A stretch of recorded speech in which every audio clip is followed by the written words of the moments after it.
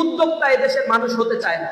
অথচ এই উপমহাদেশের এই শিক্ষা ব্যবস্থার ইতিহাস, আমাদের ইথনিসিটি, আমাদের নৃতাত্ত্বিক বৈশিষ্ট্য আমাদেরকে এটাই জানান দিয়ে দেয়, এই নৃতাত্ত্বিক ভাবে এই বঙ্গপ্রদেশের মানুষেরা অনেক বেশি সংগ্রাম মুখর এবং আত্মপ্রত্যয়ী স্বনির্ভরশীল একটি জাতি হিসেবে বেঁচে থাকতেই সবচেয়ে বেশি পছন্দ করেছে। এই বঙ্গপ্রদেশ অধিকাংশ সময় স্বাধীনতা অর্জন করেছে এবং অধিকাংশ সময় স্বাধীন ছিল। যখন এই যুগে এই বঙ্গপ্রদেশে প্রাক ঐতিহাসিক যুগে দ্রাবিড়রা শাসন করত, সে সময় ইতিহাস ঘাটলে দেখা যায় এই বঙ্গপ্রদেশের এই এরিয়া, বাংলা, বিহার আর উড়িষ্যার এই অঞ্চল তখনও স্বাধীন ছিল। পরবর্তীতে যখন আর্যরা আসলো তখনও বঙ্গপ্রদেশ স্বাধীনতা অর্জন করেছিল। আর্যদের শাখা গোত্র যখন মৌর্য গোত্র এখানে এসে শাসন ব্যবস্থা প্রবর্তিত করেছিল, দীর্ঘদিন মৌর্য গোত্রের অধীনে এই বাংলা স্বাধীনতা ভোগ করেছিল। এরপরে ব্যাক টু ব্যাক অনেক শাসন ব্যবস্থা এই বঙ্গপ্রদেশে এসেছিল। এখানে তাদেরকে অনেক সময় ডমিনেট করার চেষ্টা করেছে এবং রাইভাল করেছে। একটা সময়ে এসে এখানে স্বাধীন সুলতানি আমল, মুসলিম সালতানাতের যুগে 550 বছরের ইতিহাসে এখানে প্রায় 350 বছরই মুসলমানরা এই বঙ্গপ্রদেশে স্বাধীনতা ভোগ করেছিল। এবং স্বাধীন সুলতানি আমল, মোগল আমলে মুসলমানরা তাদের নিজস্ব নেতৃত্ব, নিজস্ব কাঠামো, নিজস্ব অর্থ ব্যবস্থা তারা গড়ে তুলেছিল। যে অর্থ ব্যবস্থার ভিত্তির উপরে এখানে ঢাকা এবং মুর্শিদাবাদ নগরী ছিল তৎকালীন ভারতবর্ষের সবচেয়ে সমৃদ্ধ এবং উন্নত, ঋদ্ধ, অর্থনৈতিক সবচেয়ে সমৃদ্ধ একটা নগরীতে পরিণত করতে সক্ষম হয়েছে। 190 বছরের ব্রিটিশ শাসন যখন আমাদের উপরে চাপিয়ে দেওয়া হলো, প্রথম 100 বছর ব্রিটিশরা আমাদেরকে জাতিগতভাবে ধ্বংস করার জন্য প্রথমত আমাদের এই অঞ্চলের সংস্কৃতি এবং শিক্ষা ব্যবস্থাকে তারা নষ্ট করেছে। 100 বছর এই অঞ্চলের প্রতিষ্ঠিত 82,000 মক্তবকে তারা ধ্বংস করে চুরমার করে আমাদের শিক্ষা ব্যবস্থাকে কলুষিত করেছে এবং অশিক্ষিত বর্বর একটা জাতি হিসেবে আমাদেরকে তৈরি করার জন্য তারা চেষ্টা করেছে। কিন্তু মুসলমানদের চেষ্টা প্রচেষ্টায় মক্তব শিক্ষা ব্যবস্থা দীর্ঘ সময় ধরে তারা ধ্বংস করার চেষ্টা করলো। এটাকে টিকিয়ে রাখার জন্য মুসলিম পণ্ডিতরা, দার্শনিকরা, জ্ঞানীরা এখানে অবদান রেখেছে। কিন্তু তারা যখন এই শিক্ষাকে ধ্বংস করতে পারে নাই, কালচারাল হিজমনি দিয়ে যখন এই প্রদেশকে ধ্বংস করে দিতে ব্যর্থ হয়েছে বঙ্গপ্রদেশকে, তখন তারা ভিন্ন কৌশলের আশ্রয় নিয়েছিল। তারা ক্ষমতায় আসার পরপরই 13 বছরের ব্যবধান এই অঞ্চলে একটা বড় দুর্ভিক্ষ হয়েছিল, যেটাকে 76-এর মনোত্তর আমরা জানি। 1770 সালে এই দুর্ঘটনা ঘটেছিল যখন ব্রিটিশরা আমাদের কাছ থেকে ক্ষমতা নিয়েছে 1757 সালে। 1770 সালে এই ঘটনাটা ঘটেছে। 13 বছরের ব্যবধানে এই অঞ্চলে এমন দুর্ভিক্ষ ঘটেছিল, টোটাল পপুলেশনের 1/3, 1,50,00,000 মানুষ তখন দুর্ভিক্ষে মৃত্যুবরণ করেছিল। আর আমাদের যে সমৃদ্ধের কলকাতা আর মুর্শিদাবাদ নগরী, এখান থেকে সকল সম্পদ লুটপাট করে ব্রিটিশরা কলকাতা নগরী গড়ে তুলেছিল। তাদের কলকাতায় যাতায়াতের সুবিধার জন্য কলকাতা বন্দরকে গড়ে তুলেছিল। যে কলকাতা অনুন্নত, একেবারে মানে সবচেয়ে দুর্বল অর্থনীতির একটা জায়গা ছিল, মুর্শিদাবাদ এবং ঢাকা নগরী থেকে সকল সম্পত্তি তারা নিয়ে গিয়ে একটা সমৃদ্ধের কলকাতা নগরী গড়ে তুলেছিল। আর ঢাকা শহরের মানুষগুলোকে, মুর্শিদাবাদের মানুষগুলোকে তারা খাদ্য সংকট দেখিয়ে চরম দুর্ভিক্ষের মধ্যে, নিউট্রিশনের অভাবে লক্ষ কোটি মানুষ সেখানে দুর্ভিক্ষের কারণে মৃত্যুবরণ করেছে। এটা মানবতার ইতিহাসে এক বিশাল বিপর্যয়। ব্রিটিশরা কলকাতায় থাকতো, এই অঞ্চলে দুর্ভিক্ষ হলে তারা হাতে তালি দিত, খেত, তারা ঘুমাতো, তারা আরাম আয়াসে জীবনযাপন করত। এটা আমাদের জন্য অনেক বড় ধরনের একটা মেসাকার ছিল এই বঙ্গপ্রদেশের জন্য। এরপরও এই অঞ্চলে মুসলমানরা ফকির সন্ন্যাসী বিদ্রোহের মধ্য দিয়ে ফকির নজরুল সাহেবের নেতৃত্বে মাথা উঁচু করে আত্মপ্রত্যয়ী হয়ে দাঁড়িয়ে থাকার জন্য প্রয়াস পেয়েছে। এবং ব্রিটিশ শাসন যখন 1843 সালের পরে ব্যাক্টে কমিশনের মধ্য দিয়ে একটা শিক্ষা ব্যবস্থা কাঠামো তারা গড়ে তুলল, তাদের চিন্তা ছিল দেহে এবং আকৃতিতে তারা হবে বাঙালি, আর মনন এবং মেধায় মগজের দিক থেকে হবে ব্রিটিশদের এক একটা গোলাম বা দাস। ব্রিটিশদের সাম্রাজ্যকে টিকিয়ে রাখার জন্য যে ধরনের শিক্ষা ব্যবস্থা প্রণয়ন করা প্রয়োজন, তারা ঠিক সেই ধরনের শিক্ষা ব্যবস্থা, সেই ধরনের আইন, সেই ধরনের বিচারালয়ের সিস্টেমগুলো আমাদের উপরে তারা চাপিয়ে দিয়েছে। দুর্ভাগ্যজনক, ব্রিটিশ থেকে আমরা মুক্ত হয়েছি এই যে 70-80 বছর দীর্ঘ একটা সময় আমরা পার করেছি, কিন্তু তাদের রচিত এই আইনের কাঠামোর উপরে এখনো পর্যন্ত যে বেয়ার অ্যাক্টগুলো আমরা পড়ি, তাদের এই আইনের ভিত্তির উপরে দাঁড়িয়ে রয়েছে। যে শিক্ষা ব্যবস্থা তারা আমাদের উপরে চাপিয়ে দিয়েছিল, যে শিক্ষা ব্যবস্থার মধ্যে কোনো ইথিক্স ছিল না, নর্ম ছিল না, ভ্যালু ছিল না, এমন একটা শিক্ষা কাঠামো দাঁড় করিয়ে দিয়ে আমাদের মধ্যে দীর্ঘ 550 বছরের মুসলিম সালতানাত আমলে এখানে হিন্দু, মুসলমান, বৌদ্ধ, খ্রিস্টান কাঁধে কাঁধ মিলিয়ে বসবাস করেছে। ৮২,০০০ বর্গ মাইলের হায়দ্রাবাদ নগরী, জুনগর, গোয়া, মানবাদর, কাশ্মীরের মতো জায়গা যেখানে মুসলমান অধ্যুষিত নয়, অধিকাংশ ছিল হিন্দু অধ্যুষিত। হায়দ্রাবাদ নগরীতে ৮০% হিন্দু, ১২% মুসলমান। এই ১২% মুসলমান শত শত বছর ধরে হায়দ্রাবাদ নগরী শাসন করেছে।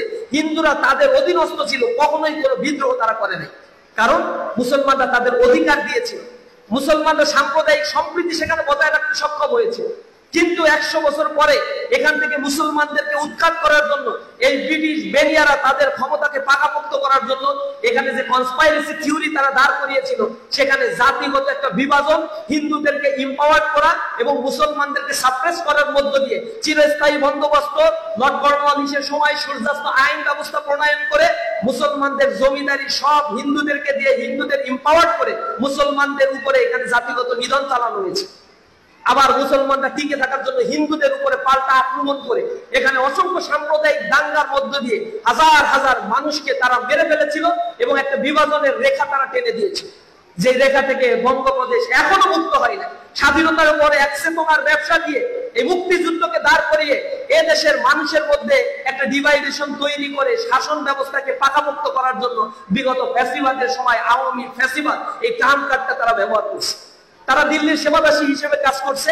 দিল্লির পারপাস সার্ভ করার জন্য আমার শিক্ষা ব্যবস্থাকে একটা কাঠামোর উপরে তারা দাঁড় করায় নাই, কারণ আমার দেশের শিক্ষা ব্যবস্থা যদি একটা কাঠামোর উপরে দাঁড় হতো তাহলে এই দেশ আজকে সিঙ্গাপুরের চাইতেও সমৃদ্ধি দেশে পরিণত হতো, চায়নার চাইতেও সমৃদ্ধির দেশে এখানে পরিণত হতো, মালয়েশিয়া, হংকং এর চাইতেও একটা সমৃদ্ধির দেশ আমরা পরিণত করতে পারতাম।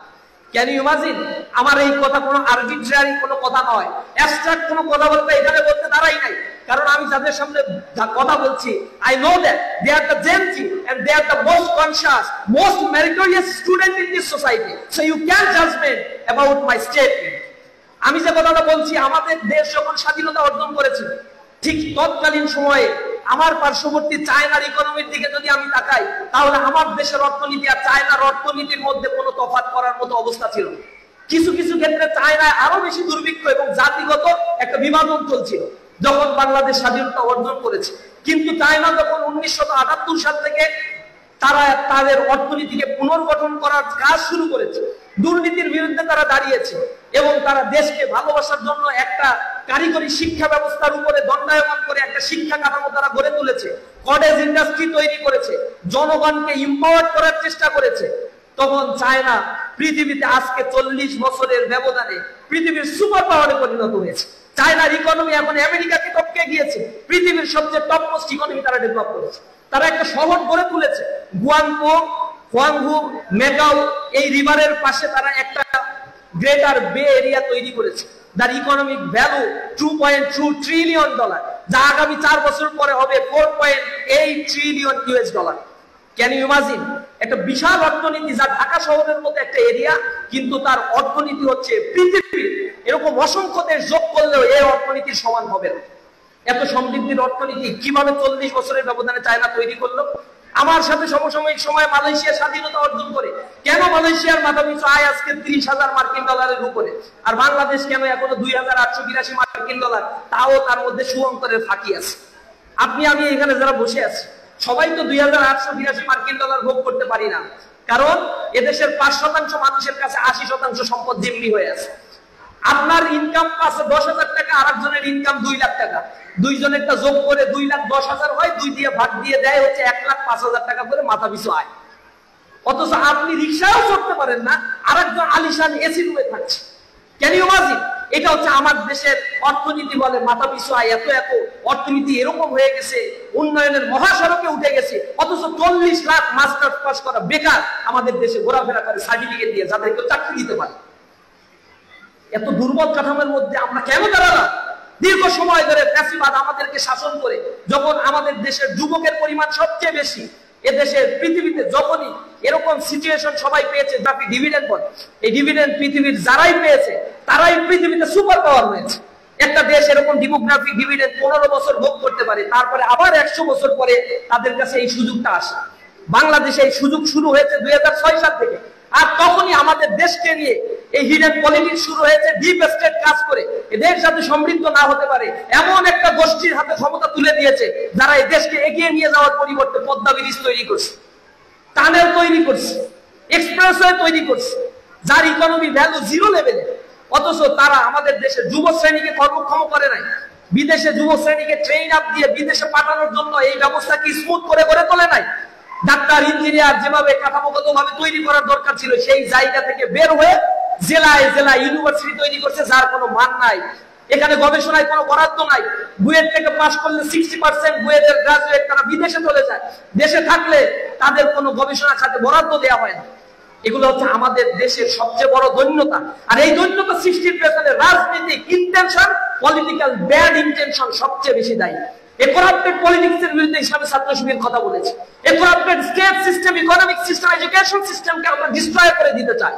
আমরা বলেছি এক নতুন বন্দোবস্ত করে তুলবো, যেখানে এক সমৃদ্ধ বাংলাদেশ গঠন করার জন্য কিছু মানুষ আমরা তৈরি করব, যারা চাঁদাবাজ হবে না, দর্শক হবে না, ছিনতাইকারী হবে না, মানুষের সম্পদ লুটপাট করবে না, সম্পদের পাহাড় করবে না, মানুষকে মানুষ হিসেবে মর্যাদা দিতে শিখবে। তারা সম্পদের কুক্ষিগত করে $240 বিলিয়ন দেশের বাইরে পাচার করছে 15 বছরের ব্যবধানে। অথচ এইটা দিয়ে আমার দেশে 3-4 বছরের বাজেট তৈরি করা সম্ভব। আমাদের দেশের মানুষের টাকাগুলো সব লুটপাট করে বিদেশে সেকেন্ড হোম তৈরি করছে। একটা রাজনীতিবিদের ছেলে মেয়ে খুঁজে পাওয়া যাবে না যারা বাংলাদেশে পড়াশোনা করে। বিদেশে ছেলে মেয়ে পাঠায় দেয়, স্ত্রী পরিবার পরিজন সব পাঠায় দেয়, আর দেশে এক পা দিয়ে বিজনেস করে আর পলিটিক্স করতে থাকে। মানুষকে ভালোবাসবে কোথা থেকে? ব্যাংক লুটপাট করে নিয়ে গেছে। এক এসালম গ্রুপের কাছে 12টা ব্যাংক জিম্মি হয়ে আছে, দেউলিয়া করে দিছে সব ব্যাংকগুলোকে লুটপাট। আর আত্মীয় স্বজন পাড়া প্রতিবেশী কাউকে খুঁজে পাওয়া যায় না। সব কানাডা, বেগমপাড়ায়, অস্ট্রেলিয়ায়, আমেরিকায়, সেখানে সেকেন্ড হোম তৈরি করে তারা বসবাস করছে।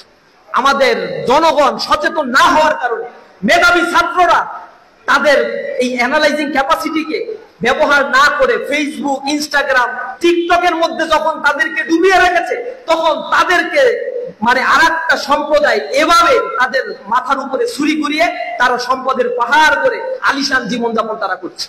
এই দেশকে যদি তারা ভালোবাসতো, এভাবে দেশ থেকে পালিয়ে যেত না, এভাবে আয়নাঘর করে মানুষকে তারা হত্যা করতো না।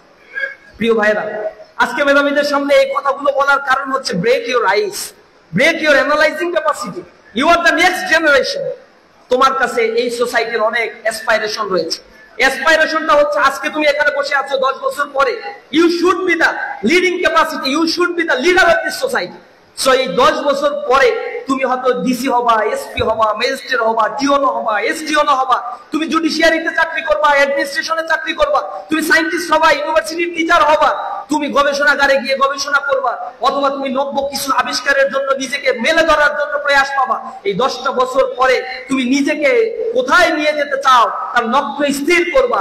তোমার দেশ তোমাকে এই 10টা বছর, 20টা বছর আরো তুমি যা পড়াশোনা করবা, এই সময়ে তোমার দেশ তোমাকে যা দিয়েছে এই অবদানগুলো তুমি দয়া করে ভুলে যেও না। তুমি যে ইউনিভার্সিটিতে পড়াশোনা করবা, ওই ইউনিভার্সিটির টাকার যোগান হয় কুলি মজুরের নিয়মিত ঘাম ঝরানো টাকা থেকে, রিক্সাওয়ালার ঘাম ঝরানো টাকা থেকে তোমার এই ইউনিভার্সিটির লেখাপড়ার টাকার যোগান হয়। আমার টোটাল বাজেটের 12% শিক্ষা খাতে বরাদ্দ দেওয়া হয়। এই যে কোটি কোটি টাকার বড় বড় বিল্ডিং তোমার জন্য শিক্ষা ব্যবস্থা তৈরি করা হচ্ছে, শিক্ষকরা তোমাকে পড়াচ্ছে, এই শিক্ষকদের বেতন যা হয় তার অধিকাংশ টাকা আছে বাংলাদেশের ইনডিরেক্ট ট্যাক্সের টাকা থেকে। ইনডিরেক্ট ট্যাক্স হচ্ছে আমার পকেট থেকেও টাকা দিতে হয়, একটা রিক্সাওয়ালা কোনো কিছু কিনলে 15% ভ্যাট তার কাছ থেকেও কেটে নেয়। সুতরাং প্রত্যেকের অবদান রয়েছে তোমাকে নিজেকে গড়ে তোলার জন্য। নিজের দিকে একটু তাকাও। মেধাবী হয়ে আসমান থেকে চলাফেরা করা যাবে না, জমিনের দিকে তাকাতে হবে। কে আমাকে তৈরি করলো, কার অর্থায়নে আজকে আমি বিকল্পে ঘুরে বেড়াই, কাকে আমি তাকিয়ে তাকিয়ে গালি দেই, কাকে আমি অবজ্ঞা করি, অথচ এই মানুষগুলোর অর্থনৈতিক ইনকামের এই ব্যালেন্স শিটটাই তৈরি করে আমার মতো কিছু আমলা জাতীয় মানুষ। এজন্য লায়াবিলিটি থাকতে হবে। যত বেশি শিক্ষিত হচ্ছে তত বেশি করাপ্টেড হয়ে পড়তেছে। এই সোসাইটিতে করাপশন করে কারা? করে দিন মজুর, কুলি মজুর তো করাপশন করতে আসে না। করাপশন করে হচ্ছে শিক্ষিত মানুষেরা। এর কারণটা হচ্ছে তারা করাপশনের বিরুদ্ধে নিজেরা কথা বলে, সুযোগ পেলে তারা করাপশন করে।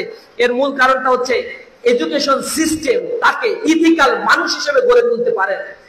শিক্ষা ব্যবস্থা তাকে বলে নাই তুমি যে মানুষের টাকা লুটপাট করে খাচ্ছ, এক্সট্রা যে সুদ গ্রহণ করছো, ঘুষ গ্রহণ করছো, এটা তুমি মানুষের টাকা দিচ্ছ না, বরং রক্ত চিবিয়ে চিবিয়ে তোমার সন্তানকে তুমি খাওয়াচ্ছ।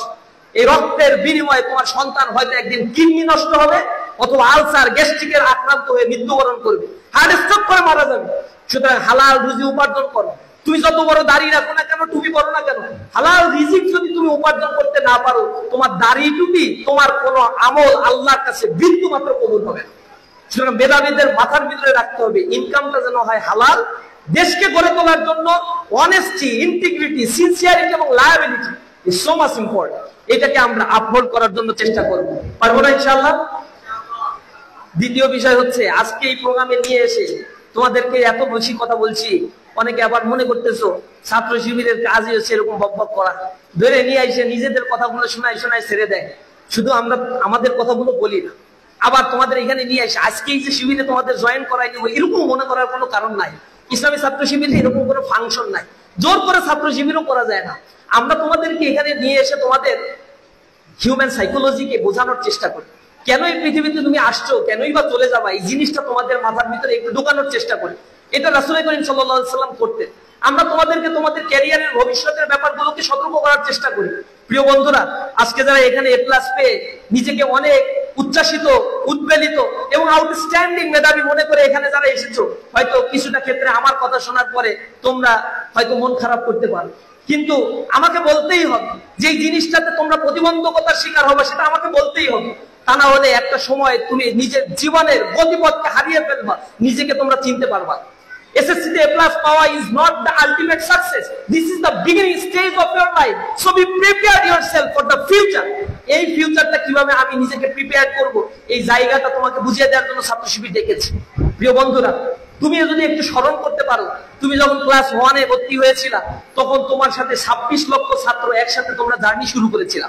ছাত্রছাত্রী 26 লক্ষ এসএসসি পরীক্ষা দিয়ে যখন তোমরা পরীক্ষা দিতে বসেছো, তখন 19,28,000 ছাত্র তোমাদের সাথে রেজিস্ট্রেশন করেছে। সম্ভবত তোমরা সেটা মনে করতে পারছো।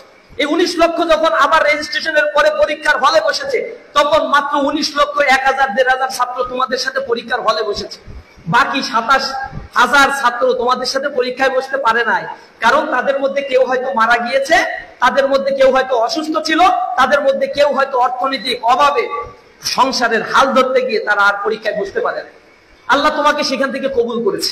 সো তুমি আল্লাহ রাব্বুল আলামিনের পক্ষ থেকে নিয়ামত প্রাপ্ত হয়েছে। দ্বিতীয়ত, তুমি 19 লক্ষ ছাত্র একসাথে পরীক্ষা দিয়েছো, সেখান থেকে 6 লক্ষ ছাত্র পাসই করে নাই, 68% পাস করেছো। তার মানে 6 লক্ষের মধ্য থেকে যে ক্ষতিগ্রস্ত ছাত্র, তাদের ভিতরে তুমি নাই, তুমি সেখান থেকেও আল্লাহ রাব্বুল আলামিন তোমাকে বাছাই করছে।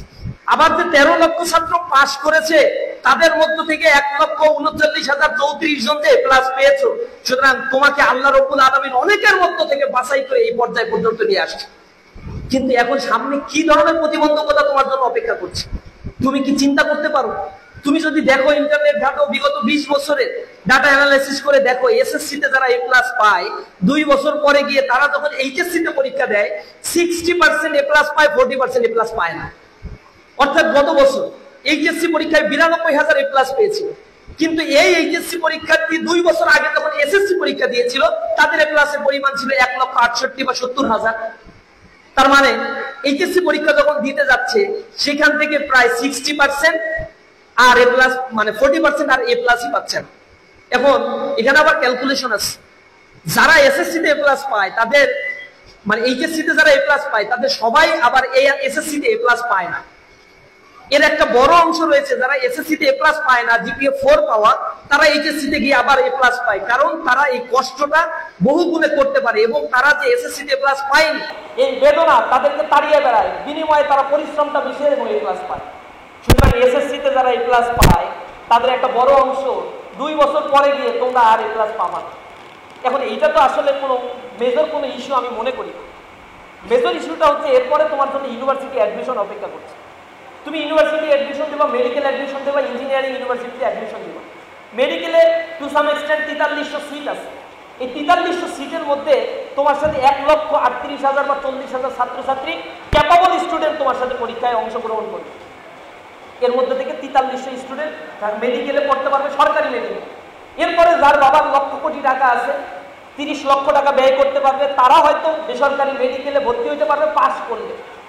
ইঞ্জিনিয়ারিং বিশ্ববিদ্যালয়ে তুমি পড়তে চাও, 4টা বিশ্ববিদ্যালয়, বুয়েট, কুয়েট, চুয়েট, রুয়েট, এই বিশ্ববিদ্যালয়ে সব মিলে 4000 4500 সিট আছে, পরীক্ষা দিবে 80,000 স্টুডেন্ট, 4000 তার মধ্যে ভর্তি হয়ে পরীক্ষা দিতে পারে।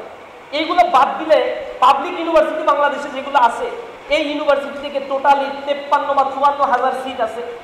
সব মিলে আমরা যদি হিসেব করি, এর মধ্যে কিছু কিছু সাবজেক্ট আছে উর্দু, পালি, ফার্সি, তারপরে এমন কিছু সাবজেক্ট আছে যেখানে ছাত্ররা পড়তে চায় না, বাধ্য হয়ে পড়ে।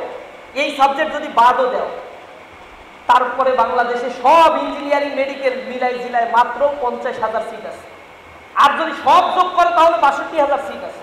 তাহলে চিন্তা করে দেখো, তোমরা এখানে যে প্রত্যাশা নিয়ে জীবনযাপনের এই রাস্তায় পাড়ি জমিয়েছ, সেখানে 1,39,000 ছাত্রের মধ্যে মাত্র 62,000 ছাত্র বিশ্ববিদ্যালয়ে পড়তে পারবে। আবার এখানে কারণও আছে, সবাই আবার বিশ্ববিদ্যালয়ে যারা চান্স পায় তাদের সবাই আবার কিন্তু ডাবল A+ দাঁড়িয়ে না, আবার A+ দাঁড়িয়েও না। বিশ্ববিদ্যালয়ের চান্স পার্সেন্ট বা 25% আছে যারা জীবনে A+ই পায় না। তাহলে তোমার কপালে কি আসলে অপেক্ষা করছে? Can you imagine? এখান থেকে হয়তো 40,000 ছাত্র যারা A+ পেয়েছো, তাদের মধ্যে 40,000 বা 45,000 বিশ্ববিদ্যালয়ে পড়তে পারবা, মেডিকেল ইউনিভার্সিটিতে পড়তে পারবা, আর বাকিরা তাদের জীবনের বন্দোবস্ত একটা সময় দিয়ে হয়তো থেমে যাবে, অথবা কোনো একটা কলেজে কোনো একটা অখ্যাত সাবজেক্টে তোমাকে পাস করে জীবনযাপন করতে হবে। অথচ এখন যদি আমি সবার কাছে জিজ্ঞাসা করি what is your career aspiration, তোমরা সবাই হয়তো হাত তুলবা, আমি BCS ক্যাডার হব, আমি ডিসি হব, ইউনিভার্সিটির শিক্ষক হব, আমি সায়েন্টিস্ট হব, আমি হায়ার স্টাডি করতে পৃথিবীর বিভিন্ন দেশে চলে যাব, অথবা ডাক্তার হব, ইঞ্জিনিয়ার হব। অনেক অ্যাসপাইরেশন।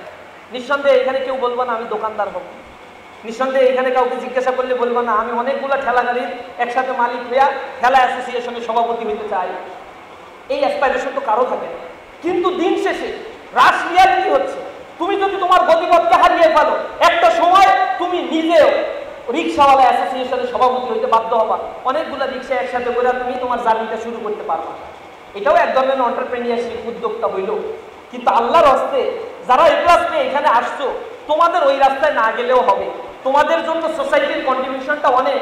তোমার বাবা মা তোমাকে নিয়ে অনেক স্বপ্ন দেখে। তুমি যদি রিক্সাওয়ালা না হও, অনেকে আবার প্রশ্ন করে আমাকে, ভাই আপনি যে আজকে এই বক্তব্য দিলেন, তো রিক্সাওয়ালা না হইলে রিক্সাওয়ালাটা হবে কি? এরপরে ব্যবসা বাণিজ্য না করলে, ছোটখাটো দোকানদারি না করলে এটা করবে কি? কেউ না কেউ তো করতে হবে। তা আমি বললাম যে বাবা, এটা তুমি না করলে, তুমি না করলেও হবে। এটা করার জন্য ওই যে 19 লাখের মধ্যে আরো 18 লাখ এমনি ফেলানো আছে, ওরা ওই জায়গা থেকে কিছু না কিছু করবে। ওদের জায়গায় তুমি ভাগ বসানোর দরকার থাকে। তোমার জন্য তো আরো উপরের দিকে ক্যারিয়ার আছে, তুমি ওইটার দিকে না তাকায় আবার নিচের দিকে যারা রেজাল্ট করছে তাদের ভাত মেরে খাচ্ছে, এটা তো ঠিক না। তো তোমাদের আবার ওইগুলো নিয়ে এত চিন্তা ভাবনা করার দরকার নেই। এর রাষ্ট্রের অনেক সেক্টর আছে, থাউজেন্ডস অফ সেক্টর আছে। জব সেক্টর আমরা জানি না। ইসলামী ছাত্র শিবিরের সাথী হইলে একটা বই আমরা পড়াই, এটাকে আমরা বলি ক্যারিয়ার বিকশিত জীবনের দ্বার। আর একটা বই বাধ্যতামূলক পড়াই তরুণদের নিয়ে লেখা, সেখানে হচ্ছে তরুণ সমাজের ক্যারিয়ার গঠন ও দক্ষতা উন্নয়ন। তা আমরা এই বইয়ের মধ্যে বাধ্যতামূলক পড়াই যে এই বইয়ের মধ্যে যা আছে সবাইকে পড়তে হবে, কারণ এখানে পৃথিবীতে যত ধরনের পেশা আছে আর বাংলাদেশে যত সেক্টর আছে সব সেক্টর তাদেরকে জানিয়ে দেওয়া হয়। এরপরে তারা ক্যারিয়ারে টার্গেট করে সামনের দিকে আগাতে। আমরা আশা করি আপনারাও অনলাইনে পাওয়া যায় এই বইটা, আপনারা যদি পড়ে নেন তাহলে বুঝতে পারবেন ক্যারিয়ারের চার্টটা। তো সামনে যে প্রতিকূলতা আপনাকে ফেস করতে হবে, এই জন্য অ্যালার্ট থাকে। এখন যারা কলেজে ভর্তি হবেন 2 দিন পরে, অনেকের ভিতরে এরকম তৈরি হয়, first year is rest year, second year don't care, first year rest year কইয়া ছেড়ে দিয়া এরপরে বন্ধু বান্ধব নতুন নতুন অনেকের সাথে দেখা হয়। কেউ আসবে ময়মনসিংহ থেকে, কেউ আছে তুলারাম থেকে, কেউ আছে নারায়ণগঞ্জ সদর থেকে, নানা জায়গা থেকে একটা বন্ধুর একটা হাত তৈরি হয় বিভিন্ন কলেজে। এরপরে কিছু বন্ধু আছে যাদের রেজাল্ট খারাপ কিন্তু লিডিং ক্যাপাসিটি ভালো, ক্রিকেট খেলে ভালো, গান করে ভালো, ধরে নিয়ে চলে যায় বন্ধুদের, চল একটু আড্ডা মেরে আসে, আজকে তো 31 নাইট, একটা দিনই তো, বলে ঈদের সময় একটা দিনই তো, বলে 21 ফেব্রুয়ারি একটা দিনই তো, পয়লা বৈশাখ একটা দিনই তো, পয়লা এপ্রিল এটাও তো একটা দিন। এইভাবে একটা দিন করতে করতে এদের জীবনে শুধু এন্টারটেইনমেন্টই থাকে, আর একটা দিন পুরায় না। 365 দিনই তাদের একটা দিনই চলতে থাকে। মেধাবী ছাত্রদের এই সময়টা, ইন্টারমিডিয়েটের এই সময়টা so much crucial, it's a transitional period of your life. যদি তুমি এই সময় তোমাকে তৈরি করতে না পারো আর গা ভাসিয়ে দাও, তাহলে নিজেকে হারিয়ে ফেলবা, খুঁজে পাবা না। আল্লাহর কসম করে বলি, ইন্টারমিডিয়েটে যাদের সাথে আমরা পড়েছি তাদের কোনো বন্ধুর সাথে এখন আমাদের আর সম্পর্ক নাই। যে ইউনিভার্সিটিতে পড়ছি ইন্টারমিডিয়েটে, ওই ইউনিভার্সিটিতে আমার সাথে আর কোনো বন্ধু চান্স পায় নাই। দেখা সাক্ষাৎ হয় বছরে, কালে ভদ্রে একবার হইলেও হয়, কারোর সাথে 20 বছর 15 বছর পর 18 বছর পরে হয়তো দেখা হবে, কারোর সাথে 10 বছর 12 বছর পরে দেখা হয়, মাঝে মাঝে ফোন দেয়। কিন্তু আমরা এখন বন্ধুর সার্কেল করে নিয়েছি আমাদের ইউনিভার্সিটিতে যারা পড়ছে অথবা এর চাইতে ভালো ক্যারিয়ার যাদের আছে তাদের সাথে আমাদের রিলেশন হয়। তুমি যে বন্ধুর পিছনে ছোট, এগুলো মরিচিকা, এগুলো তোমাকে সাস্টেইনেবল কোনো জায়গায় নিয়ে যাবে না। হ্যাঁ, এরপরেও বন্ধুদের সাথে খারাপ আচরণ, এরপরে ডিস্টেন্স মেনটেন করা যাবে না। মনে রাখতে হবে তোমার বন্ধু যেন তোমার সময়কে অপব্যয় করে না দেয়। যদি তোমার বন্ধু তোমার সময়কে কিল করে সেটা আসলে বন্ধু না, সেটা তোমার জন্য শত্রুতে পরিণত হবে। এজন্য বন্ধু বাছাইয়ের ক্ষেত্রে কেয়ারফুল থাকবে। ইন্টারমিডিয়েটের এই সেকশন, উঠতি বয়স, টিনেজ, এখন একটা বড় প্রবলেম হচ্ছে ড্রাগ অ্যাডিকশন, মাদকাসক্তি। 70% স্টুডেন্ট এখন বাংলাদেশে যারা মাদকাসক্ত হয়ে পড়ছে, বাবা মা চোখের পানি নাকের পানি একাকার করে আমাদের অফিসে এসে কান্নাকাটি করে, ছেলেটা তো শেষ হয়ে গেল, একটু তোমরা কিছু একটা করো। ইসলামী ছাত্র শিবিরের তো একটা কর্মীয় সিগারেট তো দূরের কথা, পর্দার বিধান থেকে শুরু করে ব্যক্তি জীবনে ইসলামী অনুশাসন মানার চেষ্টা করে আমরা তাকে গড়ে তুলি। কিন্তু যখন সিগারেট ধরে তাকে তো আর এখান থেকে বিরত রাখা যায় না। খুবই নোংরামি একটা জীবনের মধ্যে সে অনুপ্রবেশ ঘটায়। এবং আমি যখন ক্যারিয়ারের এই জায়গাগুলো অ্যানালাইসিস করে রিসার্চ করে আউটকাম বের করেছি, আমি দেখেছি যারা মাদকাসক্ত হয় অধিকাংশ রেসপন্ডেন্ট রেসপন্স করেছে আমাকে যে আমরা সিগারেট ধরেছি বন্ধু বান্ধবের পাল্লায় করে। ইন্টারমিডিয়েটে বন্ধুদের সাথে মিশতে গেছি, ও সিগারেট খায়, বলছে একটা টান দে, ওই একটা টান জীবনের আজকে জীবনটাকে নষ্ট করে দিচ্ছে। নানা ধরনের রোগে আক্রান্ত হয়ে পড়ছে, পরিবার থেকে ডিটাচ হয়ে পড়ছে, ব্যক্তি জীবনের যৌবনের সেই উত্থাল তরঙ্গ হারিয়ে ফেলেছে, সে জীবনের খেই হারিয়ে ফেলে আজ এক অজানা গন্তব্যের দিকে সে পাড়ি জমিয়েছে। খবরদার, বি কেয়ারফুল, নিজের জীবনকে নিজেকে গড়ে তুলতে হবে। নিজেকে এই গড়ে তোলার জন্য আত্মহত্যায় ভূমিকা পালন করতে হবে, নিজেকে সেফগার্ড হিসেবে নিজেকে পরিণত করতে হবে। আজকে সামান্য দিনের এন্টারটেইনমেন্ট আগামী হাজার মানে তুমি যতদিন বেঁচে থাকবা সেই সময় দিকে ধরে ধরে শতাব্দী যতদিন তুমি বেঁচে থাকবা ততদিন তোমার জন্য এটা একটা বড় ধরনের মর্মপীড়ার কারণ হবে। নিজের কোনো অপরচুনিটিকে তুমি নষ্ট করবা না, আল্লাহর রাস্তায় নষ্ট করবা না, সকল সুযোগগুলোকে কাজে লাগাও, এরপরে অপরচুনিটিগুলো তোমার পায়ের কাছে এসে ধরা দেবে ইনশাআল্লাহ। এজন্য আমরা তোমাকে সতর্ক করি, আমরা তোমাকে হৃদয় দিয়ে ভালোবাসি, এই বাংলাদেশের প্রতিটা সন্তানকে আমরা ভালোবাসি। এই প্রতিটা সন্তানের জন্য আমরা চোখের পানি ফেলি আমাদের প্রোগ্রামগুলোতে। আমরা এদেশের মানুষকে ভালোবাসি, এদেশের মাটিকে ভালোবাসি, এদেশের সন্তান যারা আগামী দিনে এই বাংলাদেশকে গড়ে তুলবে তাদের প্রত্যেককেই আমরা হৃদয় দিয়ে অনুধাবন করার জন্য চেষ্টা করি।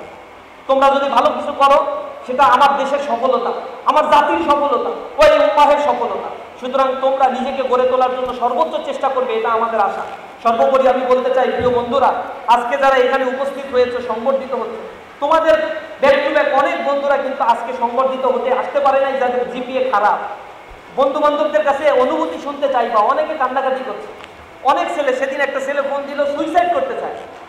এখন ইউটিউবে ফেসবুকে আমার বক্তব্য শুনে বলছে, ভাই আপনার সাথে অনেক কষ্ট করে ম্যানেজ করছে, আমাকে একটু কাউন্সিলিং করেন, নাইলে তো আমি মনে হয় পরিবারের মানে স্ট্রেন্থ আর নিতে পারছি না, আমার যে কী হবে আমি কিছুই বুঝতে পারছি। এরপরে ডেকে নিয়ে এসে কতক্ষণ কথাবার্তা বললাম যে এইটা তো শেষ না, জীবনে তুমি কামব্যাক করার অনেক সুযোগ আছে। তো অনেকেই আজকে যারা ব্যর্থ হয়েছে তাদের ক্রন্দন, অন্তর জ্বালা, এগুলো তুমি আমি আসলেই বুঝবো না। আজকে তোমরা যারা সফলতা অর্জন করেছো তাদেরকে ডেকে নিয়ে এসে আমরা এখানে সংগঠিত করছি, কিন্তু কোনো ব্যর্থ মানুষকে এখানে আমরা ডাকি না। সামনে তুমি যত সফলতা অর্জন করবে এই সোসাইটি তোমাকে তত বেশি ডাকবে, এই সোসাইটিতে তোমার তত মূল্যায়ন বাড়বে। এখন এই যে সংবর্ধনার সিস্টেমগুলো, সম্মানিত মানুষদেরকে সংবর্ধিত করার এই সিস্টেমগুলো আমরা আল্লাহ রাব্বুল আলামিনের কাছ থেকে শিখেছি। 1500 বছর আগে এই কোরআনে আল্লাহ রাব্বুল আলামিন এই সিস্টেম আমাদেরকে ফরজিয়াল করে শিখিয়ে দিয়েছে। সফল মানুষদেরকে আল্লাহ রাব্বুল আলামিন সেদিন জান্নাতে দাখিল করবে, তাদেরকে বলা হবে কিলা দুখুলিল জান্নাহ, তোমরা জান্নাতে প্রবেশ করে সেখানে অনন্তকাল থাকবে। এরপরে আল্লাহ রাব্বুল আলামিন বলবেন, ইয়া আইয়াতুহান নাফসুল মুতমাইন্নাহ ইরজিই ইলা রাব্বিকি রাদিয়াতাম মারদিয়া ফাদখুলি ফি ইবাদি ওয়াদখুলি জান্নাতি। হে প্রশান্ত আত্মা, দুনিয়াতে পরীক্ষার সময় তোমাকে যতটুকু দেওয়া হয়েছিল তুমি তোমার রবের অবাধ্য হও নাই, সুতরাং তুমি আজকে জান্নাতে প্রবেশ করো। এর কারণটা হচ্ছে মান খাশিয়ার রহমান বিল গায়ব ওয়া জাআ বিকলবিন মুনীব উদখুলুহা বিসালাম যালিকাল ইয়াউমুল খুলুদ। আল্লাহ বলবেন তুমি প্রশান্ত হৃদয় নিয়ে জীবন যাপন করেছো, মানুষের সম্পদ লুণ্ঠন করো নাই, তুমি মাদকাসক্ত হও নাই, তুমি নিজেকে গড়ে তুলেছো, পরিবারের হক আদায় করেছো, পিতামাতার হক আদায় করেছো। সুতরাং তোমার জন্য আল্লাহ রাব্বুল আলামিনের পক্ষ থেকে প্রতিশ্রুত জান্নাত, আজকে তুমি এখানে প্রবেশ করো সম্মানের সাথে, আর এখানে তুমি চিরস্থায়ী অবস্থান করতে থাকো। লাল গালিচার সংবর্ধনা তাকে দেওয়া হবে। ধর্ম আমরা যেটাই পালন করি না কেন, ধর্মটা যদি আমরা আমাদের হৃদয় থেকে পালন করতে পারি তাহলে আমাদের জন্য রিওয়ার্ড অপেক্ষা করে। ধর্ম মানুষকে অশ্লীলতা শিখায় না, বেহায়াপনা শিখায় না, খারাপ হতে শিখায় না। ধর্ম মানুষকে উন্নত জীবন বোধের দিকে আকৃষ্ট করে। কিন্তু যারা এটা থেকে নিজেকে বিরত রাখে, এক বিজ্ঞানীর কথা আপনারাও শুনেছে যে সে তার ঘরের সামনে একটা গরুর দাঁত এগুলো ঝুলাই রাখে। তো তার এক বন্ধু এসে তাকে বলছে যে বন্ধু তুই এরকম ঝুলাই রাখিস কেন, মানে ও একটু ধর্মকর্ম পালন করতে চাইতো তার মতো করে। তখন সে বন্ধু বলছে তুই একটা বিজ্ঞানী মানুষ কিসের ধর্ম পালন করিস? তখন সেই সায়েন্টিস্ট তাকে উত্তর দিচ্ছে, বন্ধু মনে করো ধর্ম বলতে কিছুই নাই পৃথিবীতে, তো কিয়ামতের ময়দানে তুমিও বাইসা গেলা আমিও বাইসা গেলাম, যদি কিয়ামত বলতে কিছু থাকে। আর যদি কিছু থাকেই এবং সেইখানে যদি জবাব দেয়াই হয়, তখন আমি যদি ধর্ম পালন করি তা আমি তো বেঁচে গেলাম, তুমি কিন্তু বন্ধু ধরা খেয়ে গেলা, তখন বিপদে তো তুমি পড়বা, তখন তোমাকে কে ঠেকাবে? আসলে এই ঘটনা হচ্ছে এখানে কোরআন হচ্ছে একটা সাইন্টিফিক গ্রন্থ যা আল্লাহর পক্ষ থেকে নাজিল করা হয়েছে, তো অধ্যয়ন করার চেষ্টা করি, জীবনকে গড়ে তুলি, অন্যথায় সেদিন লাঞ্ছিত করা হবে। যেমনিভাবে আজকে যারা অপমানিত হয়েছে, ভালো রেজাল্ট করতে পারে নাই, ঘুমিয়ে ঘুমিয়ে জীবন পার করছে, পরীক্ষার সময়গুলোকে ইউটিলাইজ করতে পারে নাই, খেলাধুলা করছে, জীবনযাপন করছে, আনন্দ ফুর্তি করছে, তাদের নাকের পানি চোখের পানি একসাথে হয়ে গেছে। কিয়ামতের ময়দানে যারা আল্লাহকে ভুলে থাকবে সেদিন তাদের অবস্থাও হবে এরকম যে মাথার উপরে 1 বিঘার উপরে সূর্য থাকবে। হাদিসের মধ্যে আসছে সাবাতু ইউজিল্লুহুমুল্লাহু ফি জিল্লি ইয়াওমান লা জিল্লা ইল্লা জিল্লু, ইমামুন আদিলুন ওয়া শাবুন নাশা ফি ইবাদাতিল্লাহি তাআলা ওয়া রাজুলুন কলবুহু মুআল্লাকুন ফিল মাসাজিদ। 7 শ্রেণীর লোককে আল্লাহর আরশের ছায়ার নিচে সেদিন স্থান দেওয়া হবে। এর মধ্যে একটা শ্রেণী হচ্ছে যে যুবক তার যৌবনকালকে আল্লাহর ইবাদতের মধ্যে কাটায়, চেষ্টা করে নিজের জীবনকে গড়ে তোলার জন্য। এ কারণে এমনও জীবন করিবে গঠন, মরণে হাসিবে তুমি আর কাঁদিবে ভুবন। আমরা যেন তেমন জীবন গড়ে তুলতে পারি, আমরা যেন এমন ইচ্ছাকৃত একটা লাইফ গড়ে তুলতে পারি যেন আমার বাবা মা আমাকে নিয়ে গর্ব করে, আমার পাড়া প্রতিবেশী যেন আমাকে দেখিয়ে আর একজনকে বলে যে ওই ছেলের মতো হইতে পারিস না, দেখিস না কেমনি লেখাপড়ায় ভালো, কেমনি নামাজ কালাম করে, ভদ্র সৌজন্যমূলক আচরণ করে। এই চরিত্রের মানুষগুলোই তো সবচেয়ে বেশি আকর্ষণ সৃষ্টি করতে পারে সোসাইটি।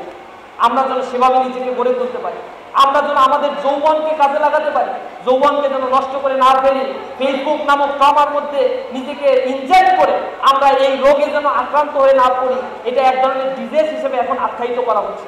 আল্লাহ রাব্বুল আলামিন এই প্রজন্মকে হেফাজত করুক, তোমাদের সফলতা ভবিষ্যৎ জীবনকে আরো বেশি সফল হোক এই প্রত্যাশা আমি কামনা করছি। আল্লাহ রাব্বুল আলামিন যেন তোমাদের জীবনকে আরো বেশি ফুলে ফলে সুশোভিত করে দেয়, জাতির কান্ডারি হিসেবে তোমাকে গড়ে তোলার জন্য আমরা প্রত্যাশা ব্যক্ত করে আমার কথা শেষ করছি। হাযা মা ইনদি ওয়া ইলমু ইনদাল্লাহ আলাইহি তাওয়াক্কালতু ওয়া ইলাইহি উনীব। আসসালামু আলাইকুম ওয়া রাহমাতুল্লাহ।